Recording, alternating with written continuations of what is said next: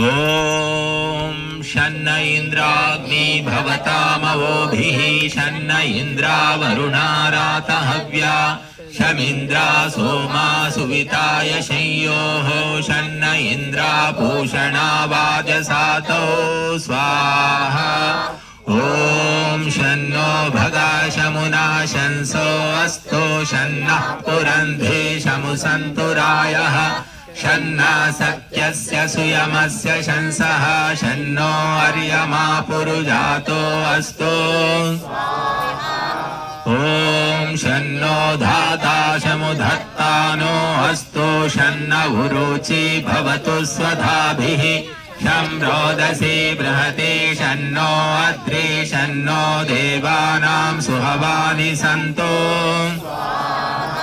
ॐ शन्नो अग्निर्ज्योतिरनीको अस्तु शन्नो मित्रावरुणावश्विनाशम् शन्ना सकृतां सकृतानि सन्तु शन्न शिरो अभिवातु वातः। ॐ शन्नो द्यावा पृथिवी पूर्वहूतौ शमन्तरिक्षं दृशयेनो अस्तु शन्न ओषधीर्वनिनो भवन्तु शन्नो रजसस्पतिरस्तु जिष्णुः। ॐ शन्न इन्द्रो वसुभिर्देवो अस्तु शमादित्येभिर्वरुणः सुशंसः शन्नो रुद्रो रुद्रेभिर्जलाशः शन्नस्त्वष्टाग्नाभिरिह शृणोतु। ॐ शन्ना सोमो भवतु ब्रह्म शन्नः शन्नो ग्रावाणा शमुसन्तु यज्ञाः शन्ना स्वरूणामितयो भवन्तु शन्ना प्रश्वासं वस्तु वेदिः।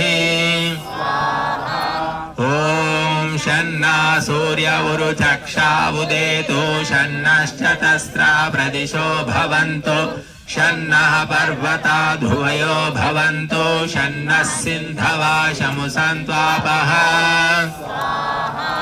ॐ शन्नो अदितिर्भवतु व्रतेभिः शन्नो भवन्तु मरुता स्वक्काः शन्नो विष्णु शमुपूषानो अस्तु शन्नो भवित्रं शं वस्तु वायुः। ॐ शन्नो देवा सविता त्रायमाणः शन्नो भवन्तु शसो विभातीः शन्ना पर्जन्यो भवतु प्रजाभ्यः शन्ना क्षेत्रस्य पतिरस्तु शम्भुः। ॐ शन्नो देवा विश्वदेवा भवन्तु